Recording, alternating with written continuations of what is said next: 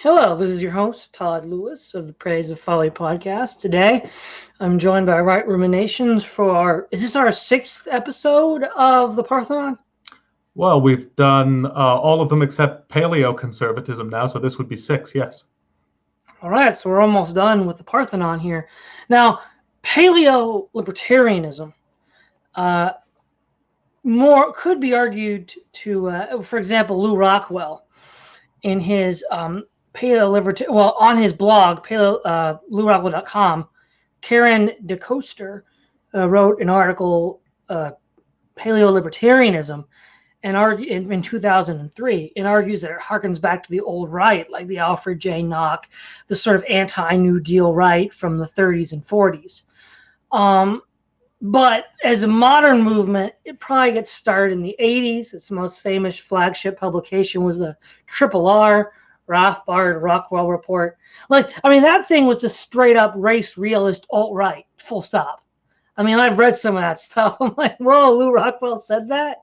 I couldn't believe it. And Murray, too. It was kind of amazing how they even had Jared Taylor write for the R.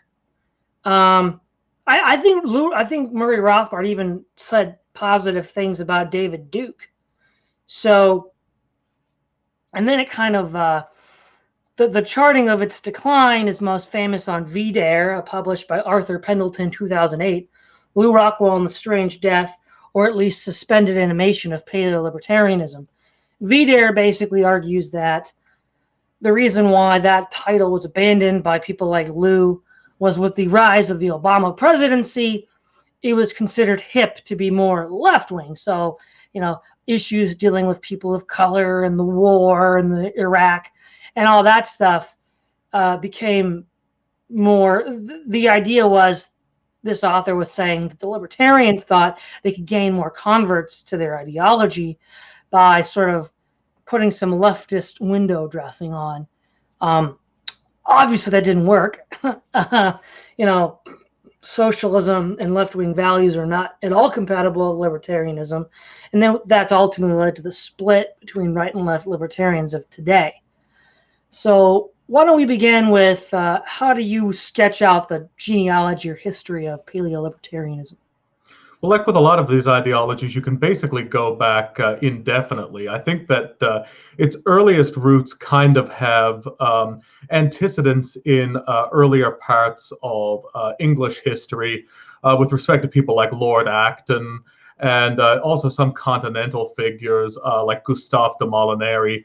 And I think that in its roots, paleo-libertarianism kind of draws on two different lineages. One is the sort of classical liberal legalistic tradition of various English rebellions like the Glorious Revolution and the English Civil War and the American Revolution, the South and the American Civil War.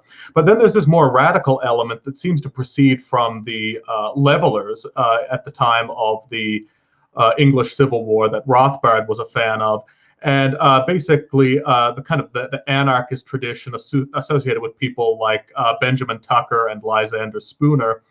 And I think that more specifically, in the early 20th century, as you mentioned, we have something called the Old Right, which I think compared to paleoconservatism was probably much more elitist and much more free market in its orientation, related to people like H.L. Mencken and to an extent people like F.A. Hayek and Ayn Rand.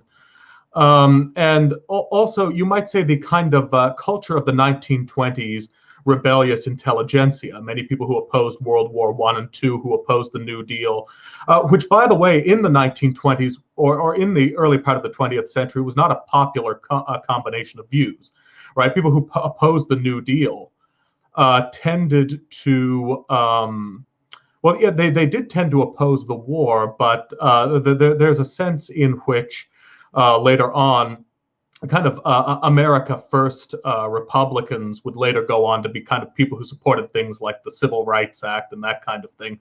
So there was this kind of intellectual culture in the early 20th century that sort of brought together elitism and individualism and the kind of, you might say, cultural sense of self-importance that you find expressed in something like Atlas Shrugged. Now, this, I think, at the time, is sort of predates what we understand to be libertarianism. Where Paleo-Libertarianism really comes in is when the Koch brothers end up being heavily invested in sort of Libertarianism Incorporated.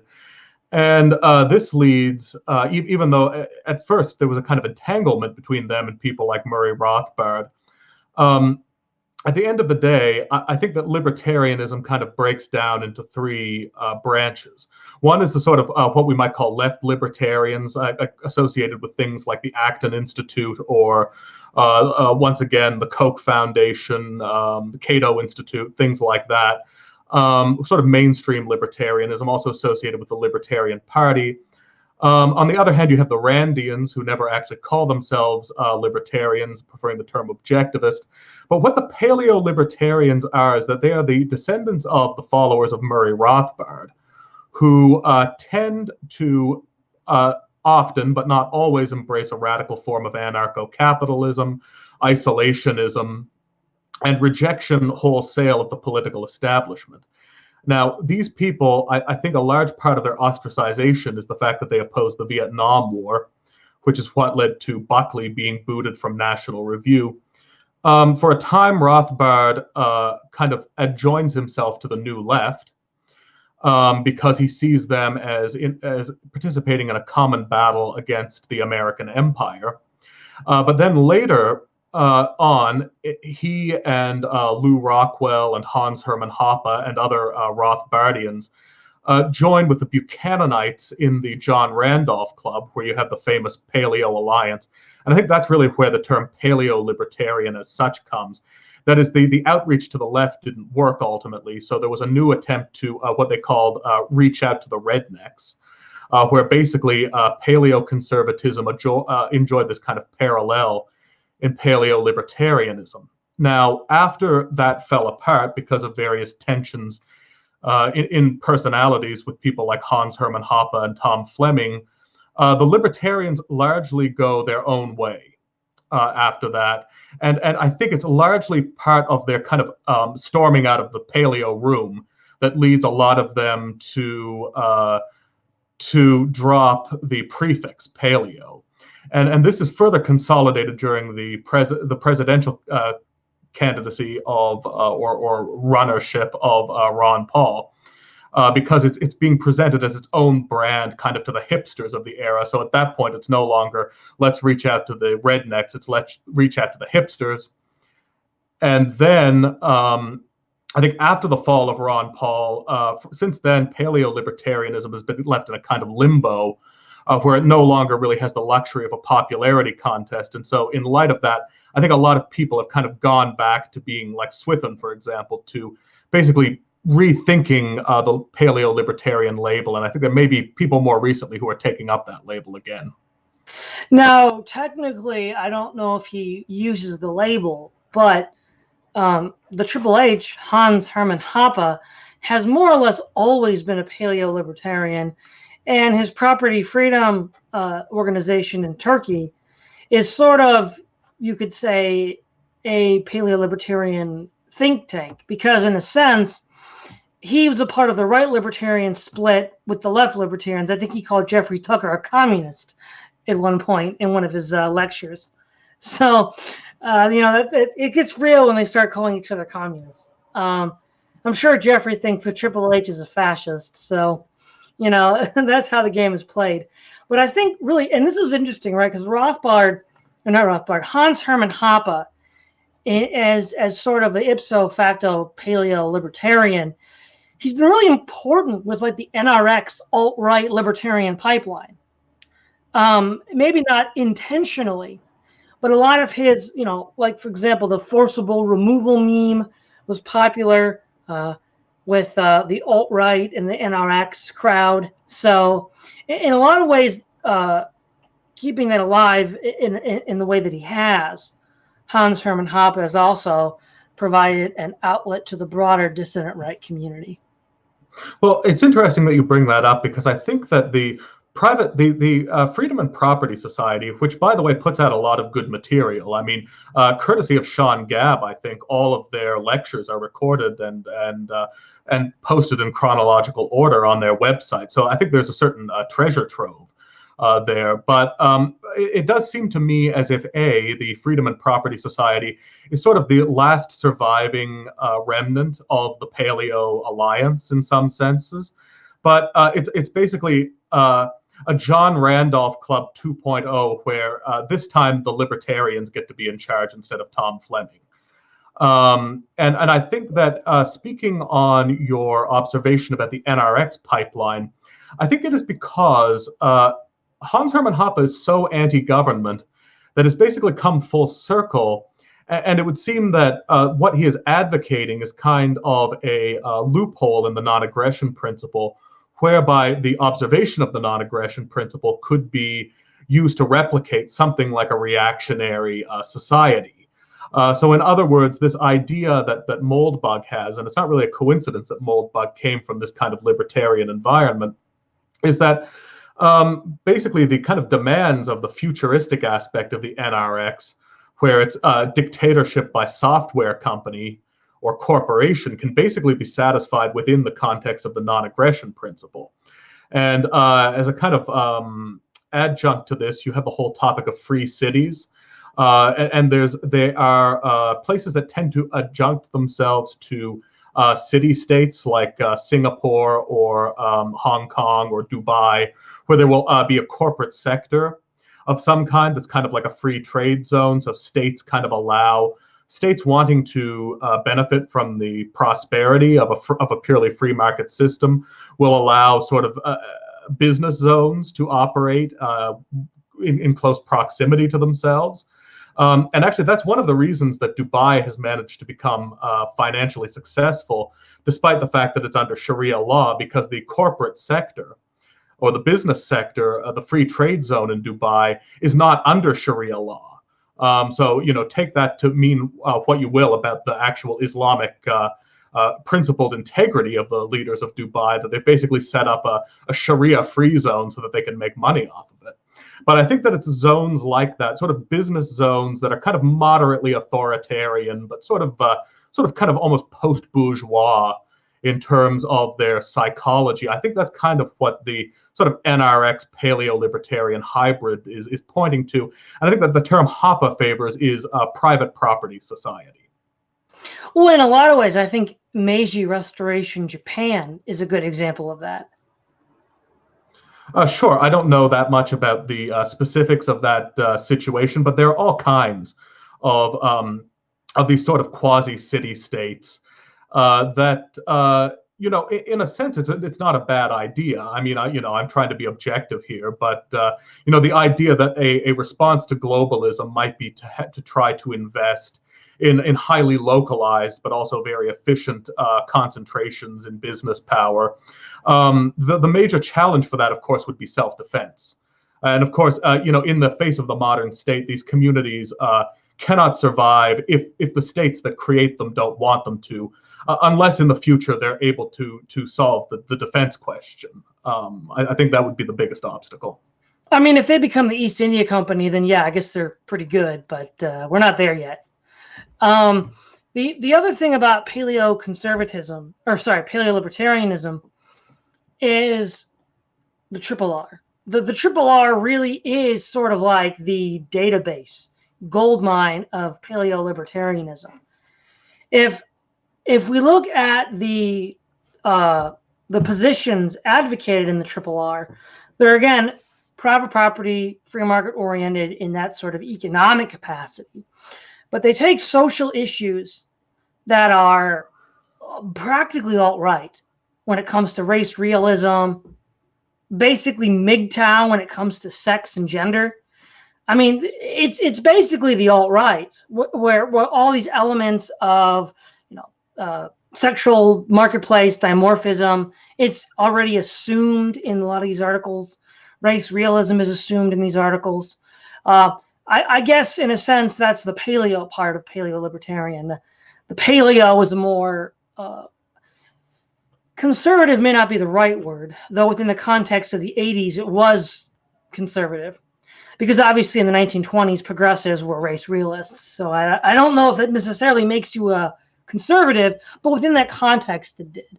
And that's why that's where the paleo comes in. I think when it comes to sex and gender relations, it does become much more classically paleo conservative in that regard. And that's the paleo aspect. Like there's this really juicy thing that Lou Rockwell published. It's amazing because 1991, Lou Rockwell said this in Triple R. As recently as the 1950s, when street crime was not rampant in America, the police always operated on this principle. No matter the vagaries of the court system, a mugger or a rapist knew he faced a trouncing, proportionate to the offense and the offender in the back of the paddy wagon, and maybe even a repeat performance at the station. As a result, criminals were terrified of cops, and our streets were safe. Wow. I mean, you'd never see Lou Rockwell say that today. And yet, that was very Law and Order. Again, that's where they were courting the rednecks, as you said. And I think what's interesting about this is, in many ways, the Triple R was before the internet, and so it could have been the alt-right of its day, except there really wasn't a media platform for it to do that, what there is now. And so it just kind of fizzled out. Another reason why it split up was the paleo element was in alliance with Pat Buchanan and the paleo conservatives, and they had a big falling out over economics.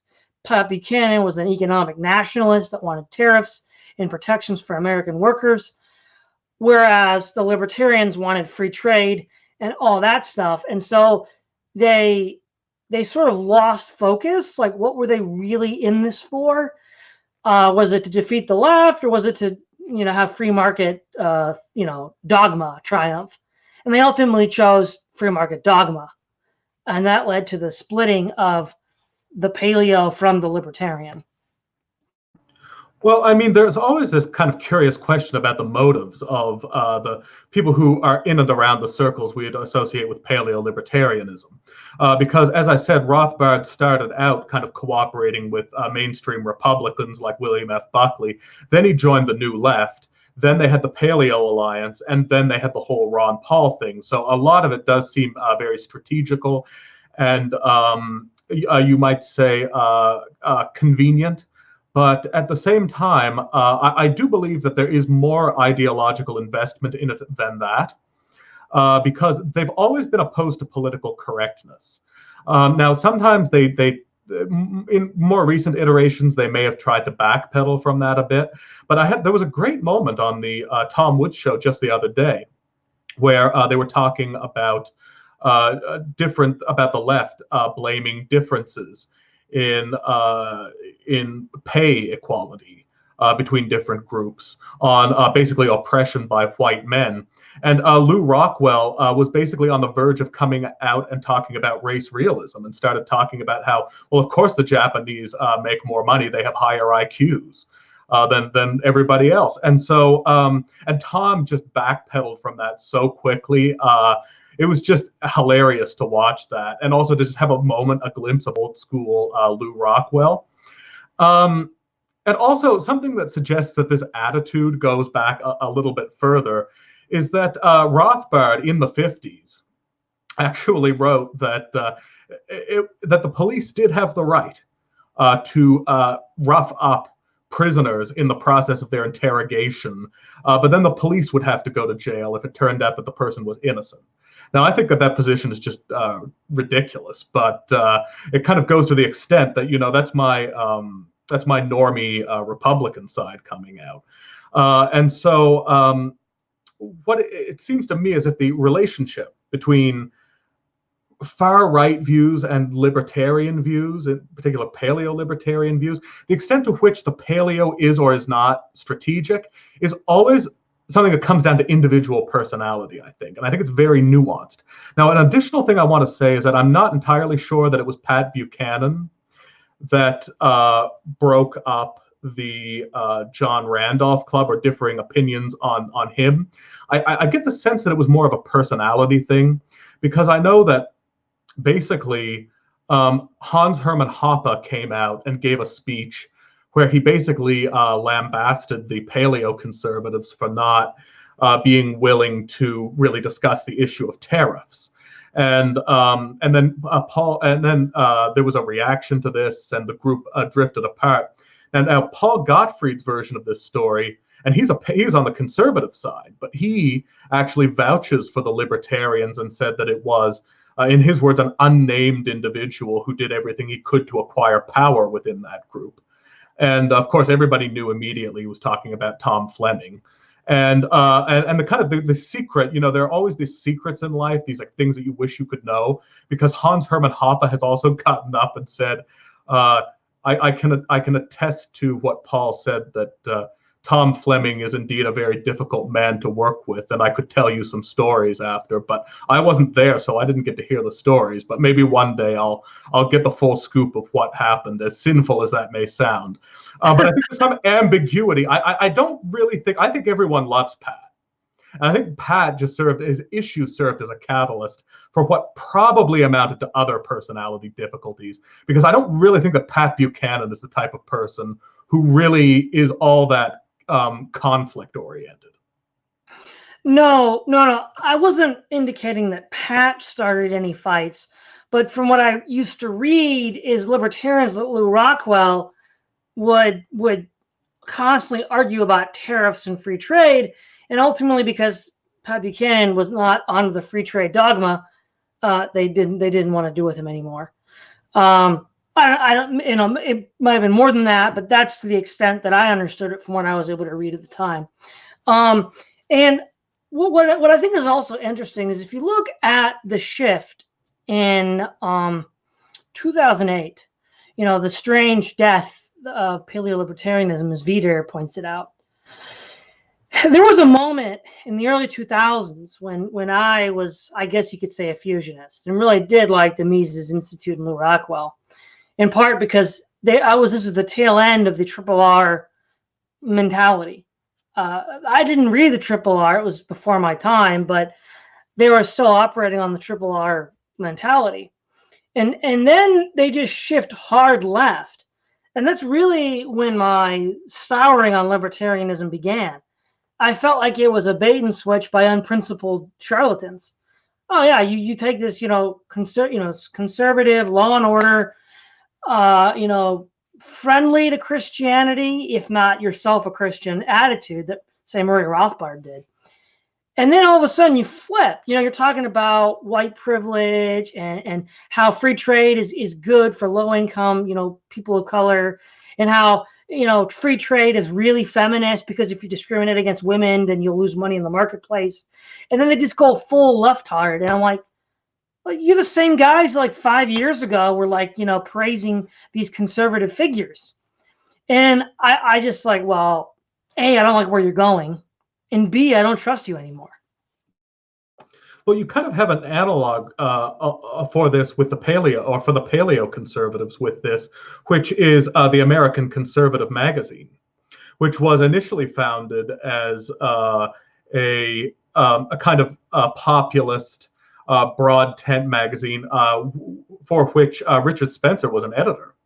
But then it sort of went off in this direction of talking about, like articles on things like the piety of Muslim women and this kind of thing. And I agree with you entirely that, there was a reason that, I'm not as avid a reader of Lew Rockwell. It's gotten better, I think. But there was a point where I thought, if I have to read one more article about the biblical roots of the free market, then I'm just going to lose. Oh, Gary, scary Gary. Yeah, I think we both know who we're talking about here. Anyhow, the stance of LewRockwell.com, right, I think was probably more of a kind of intermediate position. I think what it was meant to do was to kind of almost continue to be covertly paleo-libertarian while still putting up a front that the Jeffrey Tuckers of the world could kind of stomach. That's sort of my take on what the Lew Rockwell strategy is. But I think that now that things are more polarized, It's actually been good for paleo-libertarianism. I think that's probably why Lou Rockwell and Tom Woods have kind of gone rightward again, right? They're more critical of people on the official left. They're more willing to say good things about right-wing people who are not libertarians. And like I said, the articles on LouRockwell.com are becoming more, more far right, if you'll pardon the term again. And I think it's largely because the whole left has become so obnoxious that it's basically maneuvered everybody in the right to kind of being able to behave themselves a little bit more. So like in a world where you have like safe spaces, and that's also the same world that you have Jeffrey Tucker, it's kind of a waste of time to be complaining about the impurities of Tucker Carlson. Ha! I know, right? We all know the Jeffrey Tucker when he was confronting Richard Spencer at the Libertarian rally, which, by the way, Richard Spencer was invited to by the Hoppian Libertarians, who apparently in the video were led by a Latino. Because when they're sitting at the table having drinks and eating their meal, it's a Latino guy wearing a Make America Great Again hat. So apparently the head of the Hoppe wing was a Latino, and he invited Richard Spencer. So yeah, it just does not pan out. Doesn't look good for Jeffrey Tucker in that regard. But now I will say there are some, again, consistently hardcore paleo-libertarians, the Triple H case in point. But would you say that overall paleo-libertarianism is more of a tactic, or it's people use it as a tactic when the right seems to be ascendant, and that's how they incorporate right-wing views into libertarianism? Or is it primarily a standalone ideology, a la Democracy of the God That Failed, where Hoppe says, you have to be conservative to be a libertarian? I really think it does come down to individual, because there's no way that Hoppe would jump ship and become a left libertarian. What I think is that there are some people for whom it is strategical, and they, I think, tend to almost adopt a position of neutrality when the political spectrum is less polarized. That's my view on it. I really do think it comes down to the individual, and I think there are some people in between. Like I think Rothbard was probably somewhere halfway between the two. I think in some instances he was legitimately right wing, and in other instances he was probably using it as a strategy. Yeah, that's actually probably accurate. It's a personality. The other thing is when it comes to I don't know much about this. Maybe you know more than I do. Well, what's this Jared Taylor connection? It's more like rumors or like snippets that I've heard. But apparently Jared Taylor was in. Like Lou Rockwell's blog used to have entries from Jared Taylor. They've all been scrubbed, but he used to be in. So do you know anything about the Jared Taylor connection? Well, I just know that Jared Taylor, you have to understand that this was pre-alt-right when the American Renaissance was founded, right? So it was kind of an adjunct to paleoconservatism at the time. And so I would speculate that it probably made its inroads via the Paleo Alliance, is how I would imagine it. And I think that Rothbard was just very, he was an all or nothing man.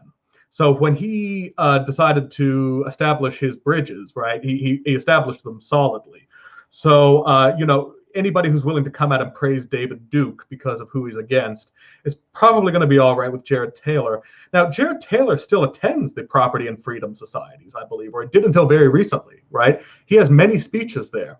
And you have to take into account also what Jared Taylor is compared to other people. That is, he is himself, to be honest, I have my suspicions that Jared Taylor might actually be a libertarian. Who is basically not talking about it because he doesn't want to talk about anything other than race, because he, doesn't want to divide people from that issue, right? But he's admitted to being libertarian leaning, and in speeches he'll sometimes make an offhand remark about the great Murray Rothbard, his words, he'll describe him that way. So I think a large part of it might have been that Taylor, in terms of his worldview, may have been amenable to that kind of thing. Okay, yeah. And obviously, the scrubbing of him during the Obama years was just a way to cover their tracks. Now, one cannot talk about Pale-Libertarianism without talking about the Ron Paul letters. So why don't you sort of break down the whole drama and story behind the Ron Paul newsletters?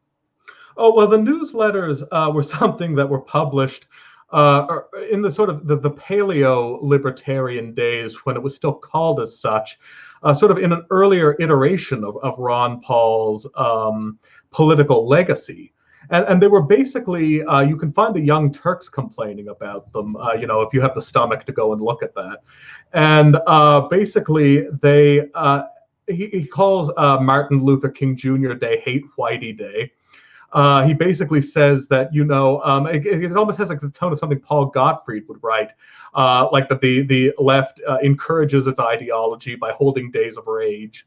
And ultimately, I suppose the content of them was basically exactly what you're describing. It was paleo-libertarian and possibly paleo before libertarian.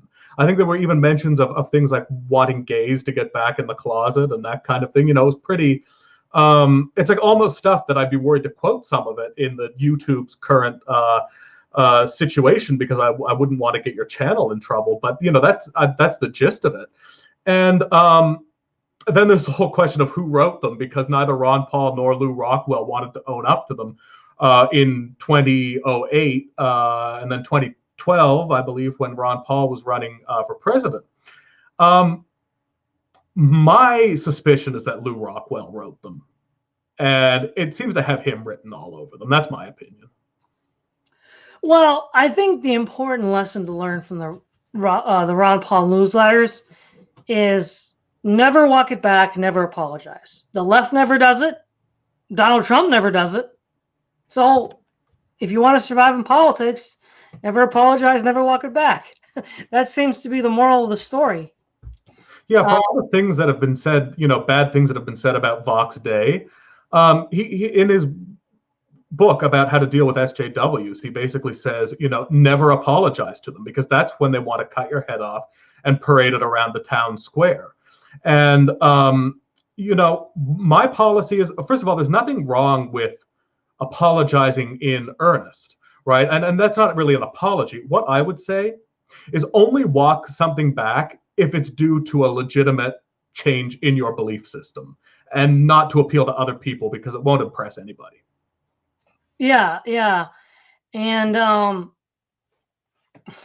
yeah. So would you say that Ron Paul was at least his first presidential campaign run was paleo-libertarian in its basic outlook?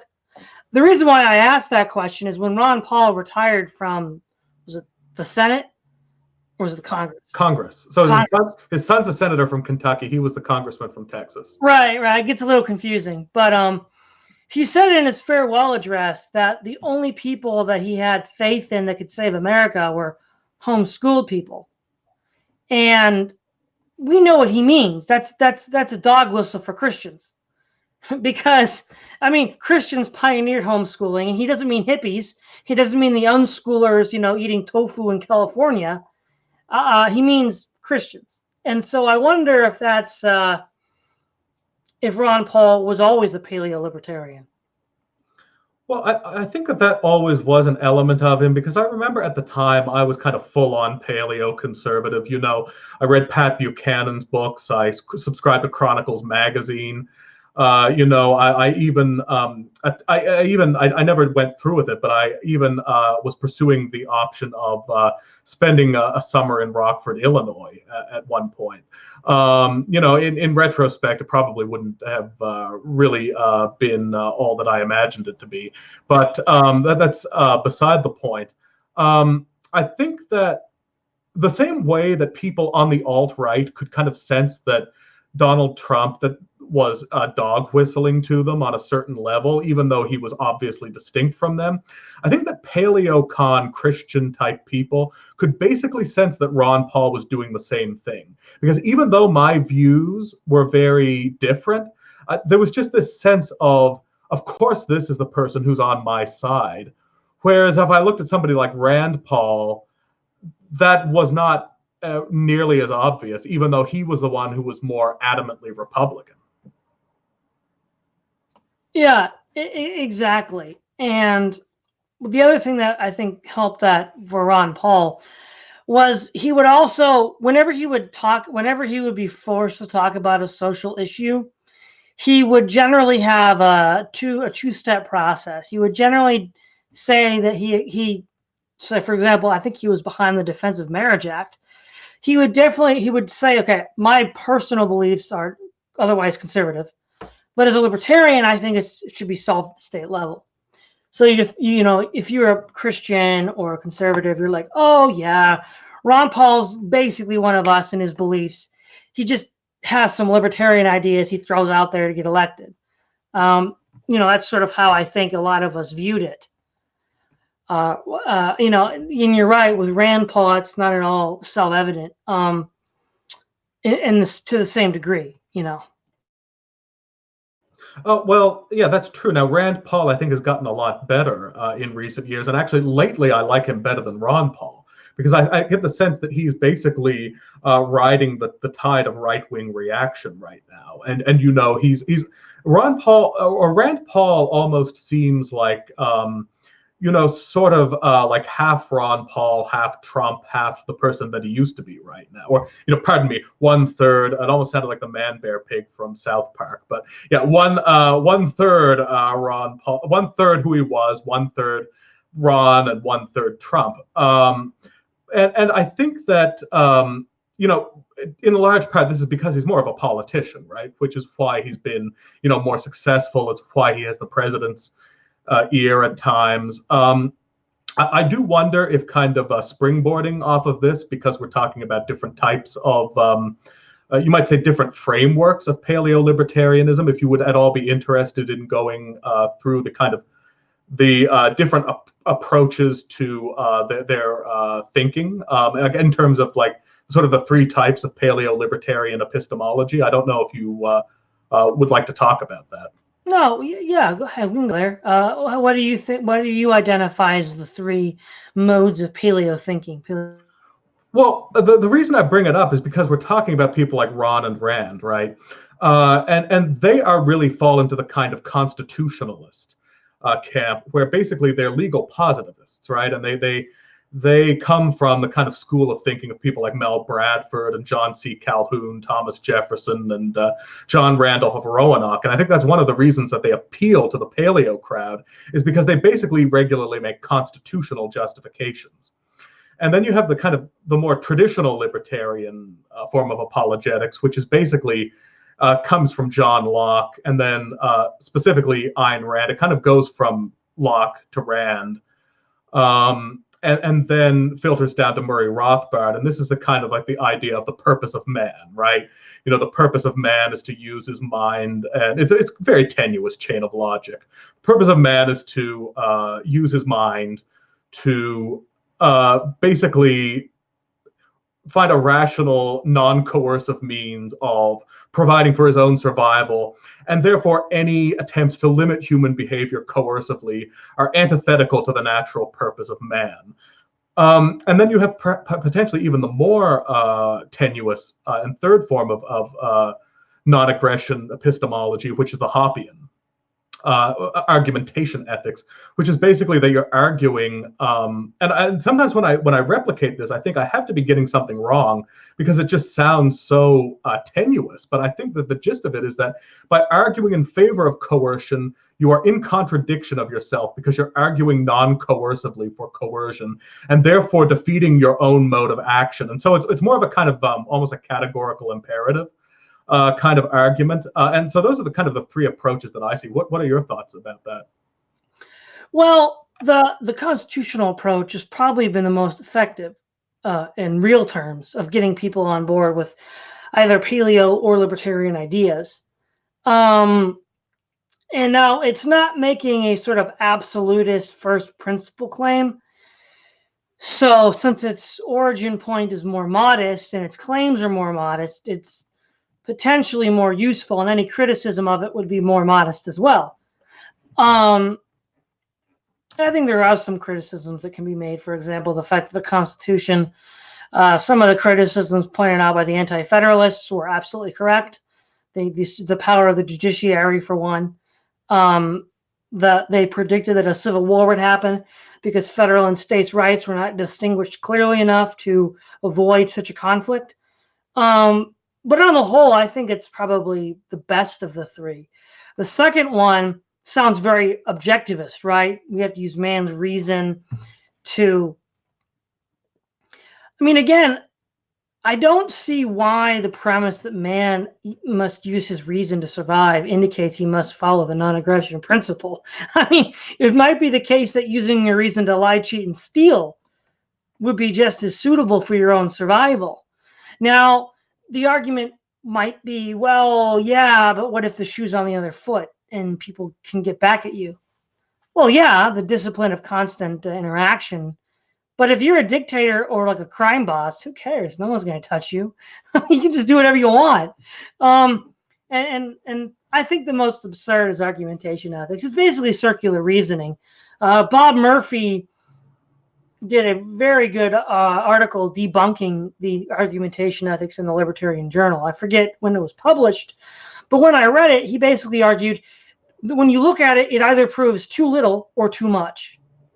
That's the gist of the objection that Bob Murphy gave. It either proves too little or too much because it's imprecise in its construction, and then you have to then determine, is the scope a large scope or a small scope? And whether you do that, it either doesn't prove enough or proves too much. The basic problem I find is that it's question begging, because I think it came up in my debate with Kinsella to some degree, but something like the fact that if you think that we should resolve disputes peacefully through discussion, through negotiation, then the only way you could consistently justify that would be as if you accept the non-aggression principle. So therefore, by consenting to this kind of behavior, it's kind of a presuppositionalist apologetics, kind of like you might see from like the Reformed theologians or more popularly on the internet with the Orthodox like Jay Dyer. It's sort of like you have to presuppose our worldview to even justify this particular belief you have. And that's just not at all self-evident. There are numerous ways you construct rational meta-ethical principles that would justify not beating someone's head in for a slight disagreement. So I think the most reasonable and effective is the constitutional argument. The two sort of first principles arguments are highly speculative, question begging, and really, if I'm honest, would not pass a freshman philosophy class. It's that bad, really. Yeah, I tend to agree. Basically, you have the traditionalist argument, the teleological argument, and then the kind of deontological argument, which is the argumentation ethics. And this is why I always kind of have to laugh when people, libertarians, talk about how much they hate Immanuel Kant and how he's the most evil person in history. And it's like, wait a minute, you don't think that. Oh yeah, your entire ethical system is based off Kant. I mean, yeah, even Rand's to an extent. I mean, like when you object to Randian system, right? With, well, why couldn't you use reason to lie, cheat, and steal? It basically becomes the categorical imperative argument. Imagine if everyone did that, and here she's acting like she's like has never even read Kant. She knows nothing about it. She wouldn't deign to even read him. He's the most evil man in history. And B, that her argument could really be conceived of without some kind of lineage going back to Kant. Well, you see, I mean, I think this is in part one of the big problems that not just paleo-libertarians, but libertarians have in general. There are a lot of their arguments, the first principle ones, because they're poorly articulated and are basically freshman level philosophy, give the impression that they're acting in bad faith. So a lot of people just kind of assume they're acting in bad faith. They may not be. It's just freshman level apologetics is what it is. It's sort of like the Cy Bruggenkates of libertarian philosophy, or the sort of like street preacher of libertarian philosophy. And there's that problem. And then the other problem is because they haven't really wrestled with the deep philosophical problems, they're not really respected in the academy. And so, for example, what they'll say is, well, who cares about the academy? It's hostile. It's run by Keynesians and socialists. Well, yeah, but in 1970, the philosophy departments were highly hostile to Christians. But, people like William Lane Craig, Alvin Plantinga, Vinnie Wagen basically went into the academy and they made rigorous arguments in favor of theism, and then when it comes in the fields of biblical studies, people like Lacona or N.T. Wright or Habermas, Gary Habermas, made scholarly arguments in favor of the resurrection. So to the point that, you can, in a official capacity as a Bible scholar or a philosopher, advocate Christian theism or the resurrection. Now, granted, yeah, it was a hostile environment and the odds were stacked against you, and they still made it work. So there's no excuse for libertarians copping out and saying, well, we don't have to meet the academy on its own terms because it's a hostile environment. Yeah, that being said, modern academia is still, in terms of quality, in many ways, far behind Rothbard or Hoppe and any of these people when you take into account that the kind of modern era's one of its star philosophers, Daniel Dennett's current position is that consciousness, human consciousness, does not exist because it's non-quantifiable. Yeah, oof. That's bad. Well, but you think though that he's more of a popular star. If I were to point to the academy, I would point to someone like Graham Oppie or Quentin Smith, who are atheist philosophers, Thomas Nagel, the philosopher of mind. Those guys are quite sophisticated. Now, the liberty. See, this is gonna be odd coming from me. I'm a vigorous critic of the academy, and that it's run by corrupt clique of sycophants. But one of the things that the academy still has, at least to a certain degree, is a level of, dare I say it, quality control. There's still certain objective standards that you have to meet. And even if they're unfairly enforced and subjectively enforced, as in the case against Christianity, we can still make gains by making the best argument possible. Now, if the libertarians were to be able to go into an economics department or a philosophy department and essentially do a coup like William Lane Craig and N.T. Wright, now that would be something. And that would definitely raise, I think, in my mind, in the mind of others, the credibility of libertarianism. Right. Now, having undergone this sort of detour into libertarian epistemology, I'm curious to know what we would have been discussing otherwise. Well, that's a good point.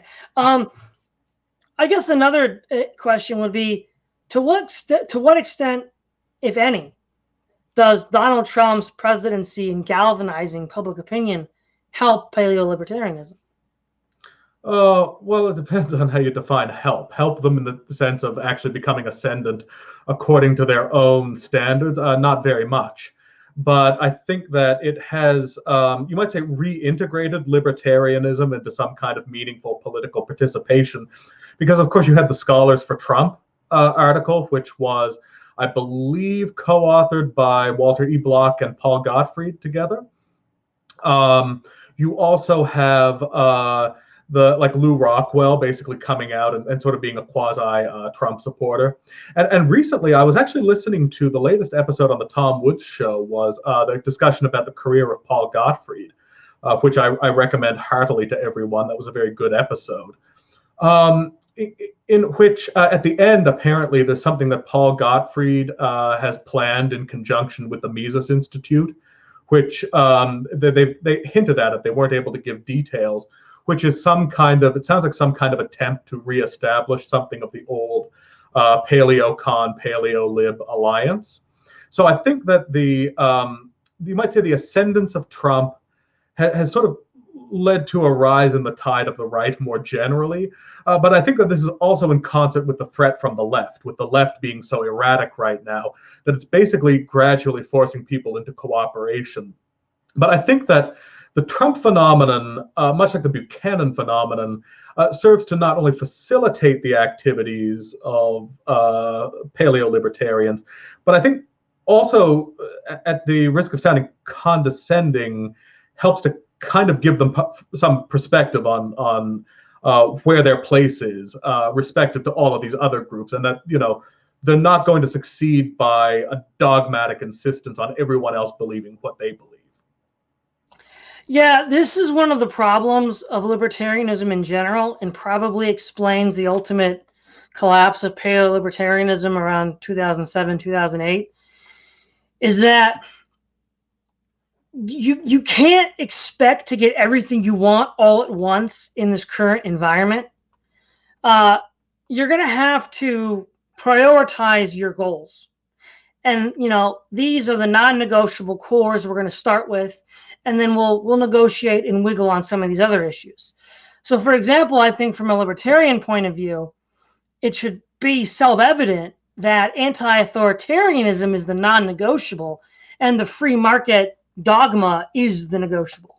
Because if the police state wins, you're never going to get a free market society ever. Whereas if in the short term you sort of make common cause with people that don't support, you know, chapter and verse human action, you can still work with them to whittle down the size of the police state to create a future space where a free market society could be conceivable. I agree with that. I think that there's a kind of irony in the fact that, sort of as the most politically individualist of the people on the Parthenon, the Paleo-Libertarians often seem like socially some of the least individualistic people, at least in terms of insisting on conformance to a specific ideological line. Now, that being said, they do offset this, a lot of them, with being sort of genteel and easygoing, but it always seems as if it's in facilitation of a kind of intellectual dogmatism that presents itself, as it were, as a complete package. I think that really you're correct, that there will be no quarter given to libertarians in a totalitarian leftist police state. There will be quarter given to libertarians in a populist society, probably better than what they've experienced for a long time. And also, I believe that libertarians have a place in tempering some of the more collectivist attitudes of the populists. And so I think that there is, you know, a lot of good comes from when populists and libertarians cooperate, because you basically are able to combine the populist street smarts with the libertarian sense of perspective on how just about any government regime can eventuate in totalitarianism. That's the classic argument for the fascists. Each stick is stronger together than it is by itself. A very fascist attitude. But well, I am in favor of alliances, after all. Well, but it works. I mean, that's why the Roman state was so successful. It did do that, and if we're honest with ourselves, that's why the left is so successful. It is, against all reason, able to bring all these groups together to achieve concrete political goals. Now, how long can they keep that going? Is it breaking down? It looks like it now, with the working class Rust Belt blue dogs voting for Trump now. It looks like it's beginning to break down. But that also depends on whether Republicans or right-wing movement, populist movement, capitalize on this breakdown, which is an open question. I guess, what would you say, what advice would you give paleo-libertarians to sort of get back on track to become a forceful movement again? Cool it. That's what I might tell them. That, you know, it's not, intellectual purity is not the basis on which your movement is going to succeed. Your movement is going to succeed because other people like your general ideas, and because they integrate well with other ideologies, right? It's kind of like populism being sort of meaningless if it's not set alongside other ideologies that can give it some flavor. And by the same token, libertarianism, while it has plenty of flavor, you might say, it lacks the kind of pragmatic wherewithal to be practically successful. And so what I would say is that libertarians have to overcome their greatest drawback, really their greatest weakness, and actually realize that cooperation is not necessarily a vice. I mean, if you're going to cooperate with people, it would probably be best done on the idea that maybe some of your aims will be achieved by this cooperation, and not with the mindset that maybe eventually they'll all become paleo-libertarians, because human beings, a relatively small minority of the human population, I believe, is actually even psychologically hardwired to be paleo-libertarians. So I would say that against perhaps your better instincts, you may need to actually learn to de-ideologize without being worried that that means that you need to desystemize. So basically, we could sort of view the broad right coalition as like a continent, and then each ideology is like an ecosystem on that continent. So we can all have a place to be ourselves within this broader setting. So, you know, United States, for example, North America has tundra, grasslands, deserts, different ecosystems all on the same continent that in some sense interface with each other. So maybe that's a helpful way to look at the right-wing coalition. Yeah, I think there's truth in that, because I think that, I mean, you know, maybe the kind of rationalist analytical side of me might kind of rebel against this idea, but nobody can actually look at the whole truth about everything from above. Right? Everybody has to view the world through some lens, and for better or for worse, everybody does it through their psychology, through their experiences, through their upbringing, you know, through their generation, what have you. And unfortunately, there may be some people who, for whatever mysterious reason, were simply meant to look at the world through a different lens from other people. And that may or may not mean that some degree of contradiction is inevitable, but it sort of reminds me of in Dante's Paradiso, where Dante is going up in the heavenly realm, and he sees Aquinas, he sees Bonaventure, he sees all of these saints, right, who had theological differences with one another, but from the kind of ethereal point of view, it's like they all fit some piece of the puzzle despite their apparent contradictions. And as nice as it would be to think that that we would be able to transcend this and come up with this kind of ultimate rational point of view, I'm afraid that that's probably just not the way it can ever work. Mm-hmm. Now that we're about out of time, do you have any final statements? My final statements is that the paleo-libertarians are one of the most polished, academically interesting and systematically thoughtful groups on the Parthenon, and also one of the most, I think, aesthetically respectable. And so their place on the Parthenon of the right is invaluable. And, you know, to be honest, it can be nice to listen to such people if you say, if you, for example, spend too much time reading Chronicles magazine or other right-wing populations, such as I did, and actually read people who are at least able to entertain other ideas, and who are able to speak in a formal and primarily analytical kind of way. And I think that if both libertarians and the rest of the new right wish to avoid descending into irrationalism, authoritarianism, then I think from both quarters, what is really necessary is some kind of pragmatic, non-hubristic integration of paleo-libertarian ideas into the broader synthesis. And so I think for both the detractors and the paleo-libertarians, I think that there are very important reasons in reference to the future as to why a cooperation between them and the other groups is extremely important and also possible. All right. Well, thank you very much for coming on, Right Ruminations. Well, thank you very much, Todd. As always, I believe my channel is linked below. Yes, it is. Okay. This is Todd Lewis of the Praise of Folly podcast, signing off.